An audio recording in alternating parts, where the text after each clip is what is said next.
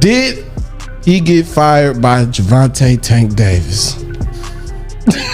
This guy's a clown. I mean, for people who's Gervonta Tank Davis has been making headlines recently, not just for his remarkable skills in the ring, but also due to changes surrounding his team and career. Boxing fans and insiders are trying to understand the shifting dynamics between Tank and key figures in his camp, Leonard Ellerbe and trainer Calvin Ford. It seems Tank is no longer working with them, and the rift appears to be centered on Calvin Ford. Tank, however, has stepped forward to clarify the situation. Tank's next major fight is scheduled for March 1st at the Barclays Center in Brooklyn, where he will defend his WBA lightweight title against Leonard Roach in a highly anticipated event on a PBC Amazon Prime Video card. While the fight announcement is a big deal, it wasn't the matchup itself that got people talking. It was Tank showing up solo at the official press conference. No Leonard Ellerbe, no Calvin Ford, just Tank Davis. This raised many questions and sparked speculation about what's really happening behind the scenes in Tank's camp.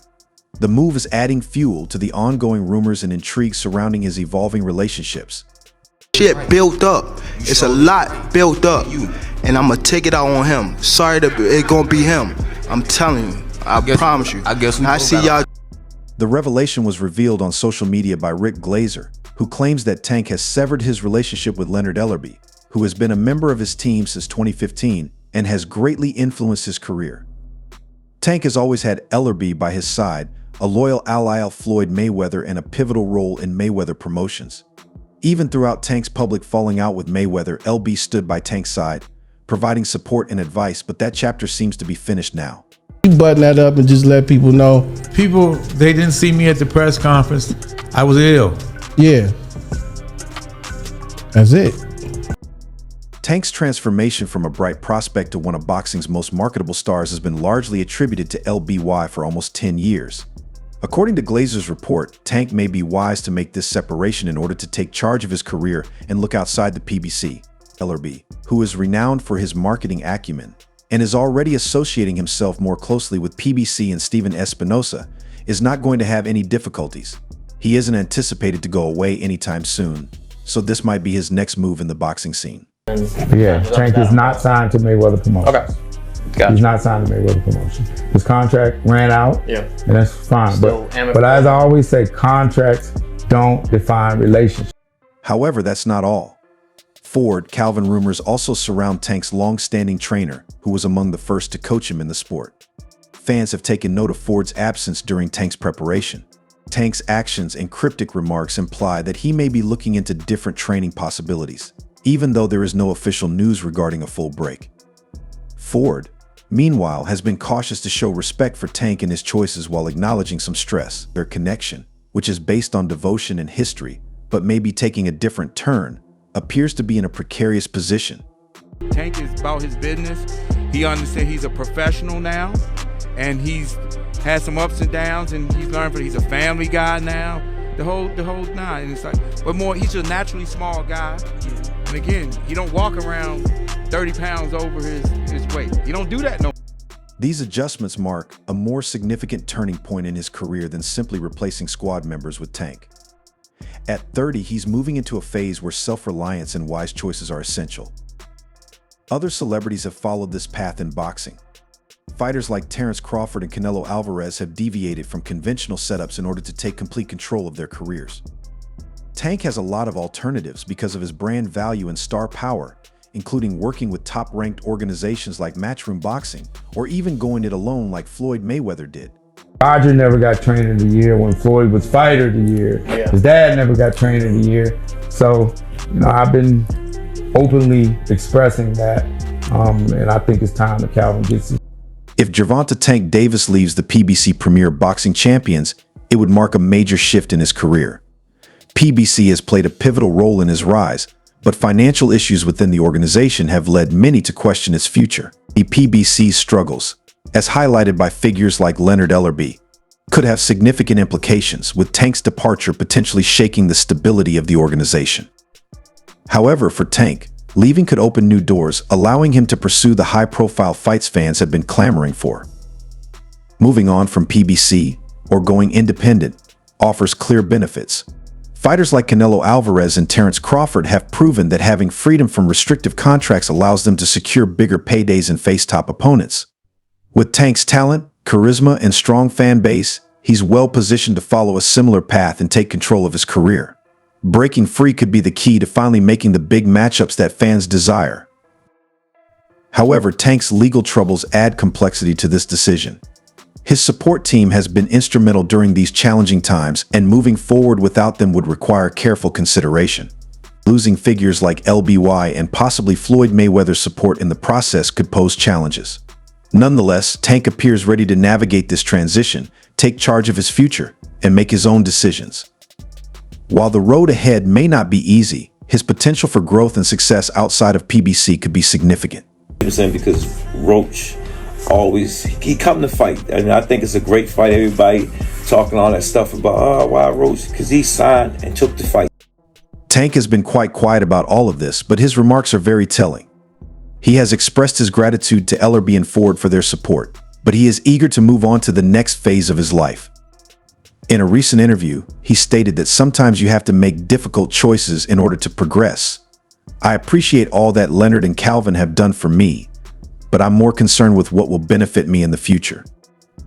Those remarks demonstrate a fighter who isn't afraid to take chances in order to advance. Hey, Tank, real talk. Will Calvin be with you on this fight? Yeah, you saying? Huh? Will Calvin be with you on this fight? I don't know. You gotta see. That's right. What do you think about the guy yelling in the back? Ellerbe has maintained a professional demeanor in response to the split, praising Tank's talent and expressing pride in their past achievements. Tank is one of the best in the game. I'm proud of what we've done together. He's got a bright future, and I'll always root for him, Ellerbe said. This shows a deep mutual respect despite no longer working together. Tank's former mentor Ford has been reflective about their time together, acknowledging the highs and lows of mentoring a young fighter. In a recent interview, he shared, "Thanks like family to me. Sometimes a family has to go through things to grow." Ford emphasized that regardless of their paths, he will always support Tank, whether physically present or not. His words reflect the strong, evolving bond they share and the challenges that come with growth and change, underscoring the importance of mutual respect and understanding. Or any kind of message you could offer, because obviously they got a relationship that's deeper than just a trainer and a fighter. We don't know where this stuff is coming from. It wasn't no reunited. They never separated. You know. I guess it's because of Tank's comment, because he was asked if. Trainer Calvin Ford appeared visibly tense when pressed about why Gervonta Tank Davis chose to fight Lamont Roach in his upcoming December 14th matchup. The decision has sparked frustration among fans who were hoping for Tank to face a more high-profile opponent from the lightweight division. Roach, a super featherweight moving up in weight, doesn't fit the expectations many had for this fight. Ford defended the choice by stating it was beneficial for the community, but this reasoning hasn't convinced the boxing public, especially those paying $75.95 for a pay-per-view ticket. Roach, despite a decent record, has never competed against or beaten top-tier opponents. His most notable fight was a 2019 loss to Jamel Herring, a solid name in the sport but not a world champion. Since then, Roach has secured victories against less notable fighters like Fio Macro and Angel Rodriguez. On the other hand, Tank boasts an undefeated record and a reputation as a knockout artist, making this fight seem mismatched. For many fans, this bout doesn't feel like the marquee matchup they were hoping for, leaving them disappointed with what seems like another missed opportunity to see Tank face an elite challenger. Just overall being something that he's not been in the ring with. I'm the total package, and honestly, sometimes I think he doubts himself. But I'm a competitor, and I feel like I'm the best. So I'm a show up. When he talks about you not bringing your family, what goes through your mind when you hear him say that? Ford provided a few unsatisfactory explanations when questioned. He talked about the relationship between Tank and Roach, including the silver gloves, what Ford shared with Fight Hype, and their amateur days together for fans who wanted Tank to compete against the world's top lightweights. That may provide a romantic narrative, but it doesn't excuse the fight. GTD now? I saw you have the GTD shirt. Leonard's what? The winning team. Tank, you once mentioned that you wanted to fight in Chicago. That was one of the most likely places you wanted to fight in. Do you still want to fight in Chicago? Yeah. Additionally, Ford said the fight was fantastic and beneficial to the community.